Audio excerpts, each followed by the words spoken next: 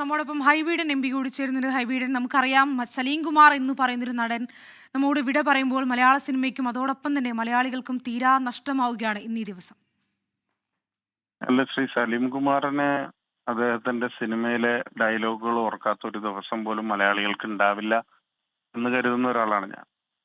അദ്ദേഹവുമായുള്ള എത്രയോ നാളത്തെ വ്യക്തിപരമായ ബന്ധം, രാഷ്ട്രീയപരമായ ബന്ധം, അദ്ദേഹത്തെ ആശയങ്ങളോടുള്ള വിയോജിപ്പ് ഇപ്പോ അമൃത ആശുപത്രിയിൽ അദ്ദേഹത്തെ കാണുമ്പോൾ എനിക്കിപ്പോഴും ഒരു അത് ആ യാഥാർത്ഥ്യത്തിലേക്ക് വരാൻ സാധിക്കുന്നില്ല. കാരണം കഴിഞ്ഞ ആഴ്ച ബഹുമാനപ്പെട്ട മുഖ്യമന്ത്രിയുടെ സ്വീകരണ ചടങ്ങിൽ പറവൂരിന്റെ ആദരം നൽകിയപ്പോൾ മുഖ്യമന്ത്രിയുടെ തെരഞ്ഞെടുപ്പ് കൺവെൻഷനിൽ അദ്ദേഹത്തിന്റെ രാഷ്ട്രീയ വിചാരങ്ങൾ വളരെ യാതൊരു ഭയവും കൂടാതെ പ്രകടിപ്പിക്കുമ്പോഴെല്ലാം തികഞ്ഞ രാഷ്ട്രീയ ബോധവും എന്നാൽ സിനിമയിൽ ഏറ്റവും താഴെത്തട്ടിൽ നിന്ന് മിമിക്രി സ്റ്റേജുകളിൽ നിന്ന് എല്ലാ വെല്ലുവിളികളെയും അതിജീവിച്ച് സാമ്പത്തികപരമായ സാമൂഹ്യപരമായ എല്ലാ വെല്ലുവിളികളെയും അതിജീവിച്ച് മലയാള സിനിമയിൽ ദേശീയ അവാർഡ് ലഭിക്കുന്ന ഒരു നടനായി മാറിയത് സലീം കുമാർ കഴിവ് കൊണ്ട് മാത്രമാണ്. അദ്ദേഹത്തെ മലയാളികൾക്ക് ജീവിച്ചിരിക്കുന്നിടത്തോളം കാലം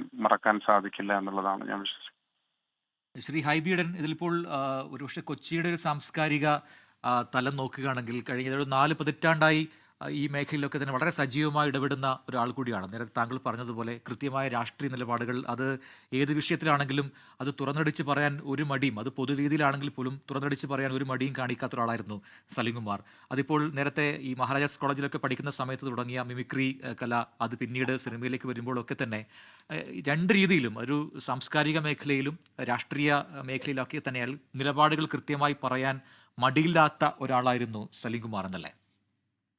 രാഷ്ട്രീയ സാംസ്കാരിക മേഖലയിൽ അദ്ദേഹത്തിന്റെ നിലപാടുകൾ എക്കാലത്തും വിളിച്ചോതിയിട്ടുണ്ട് എന്നുള്ളത് മാത്രമല്ല, മറിച്ച് ഞങ്ങളെല്ലാം എന്താ പറയാ, എക്കാലത്തും അദ്ദേഹത്തിന് ഭയമില്ലാതെ അദ്ദേഹത്തിന്റെ നിലപാടുകൾ പ്രഖ്യാപിച്ചിരുന്നു എന്നുള്ളതാണ്. അദ്ദേഹത്തിന് യാതൊരു ഭയമോ ആശങ്കയോ ഒന്നും ഉണ്ടായിരുന്നില്ല. അദ്ദേഹം കേരള വിദ്യാർത്ഥി യൂണിയനിലൂടെ കടന്നു വന്നു.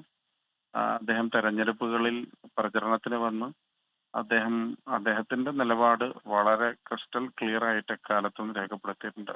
അതിനേക്കാളും എല്ലാം ഉപരി 11 വർഷങ്ങൾക്ക് മുമ്പ് അദ്ദേഹം ലിവർ ട്രാൻസ്പ്ലാന്റേഷൻ കഴിഞ്ഞു കിടക്കുമ്പോഴും ഞാൻ ശ്രീ രമേശ് ചെന്നിത്തലയായി അവിടെ പോകുമ്പോഴുമെല്ലാം അദ്ദേഹം ജീവിതത്തിന്റെ ഏറ്റവും ദുസ്സഹമായ സാഹചര്യത്തിലും നർമ്മബോധത്തോടു കൂടി പ്രതികരിക്കാൻ സാധിച്ച ഒരു കലാകാരനാണ് എന്നുള്ളതാണ് നമ്മളെല്ലാം അതിശയിപ്പിക്കുന്ന ഒരു കാര്യം. കഴിഞ്ഞ ആഴ്ച മുഖ്യമന്ത്രിയുടെ പറവൂര് ജന്മനാട് നൽകിയ സ്വീകരണത്തിലും അദ്ദേഹം ഉണ്ടായിരുന്നു.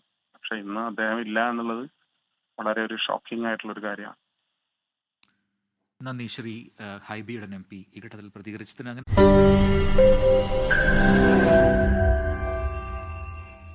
ലോകത്തെവിടെയായാലും ഏത് സമയത്തും 24 വാർത്തകളും ഓഗ്മെന്റഡ് റിയാലിറ്റി പാക്കേജുകളും എക്സ്പ്ലെയിനറുകളും വിശദമായി കാണാൻ ഞങ്ങളുടെ യൂട്യൂബ് ചാനൽ നിങ്ങൾക്ക് സബ്സ്ക്രൈബ് ചെയ്യാം.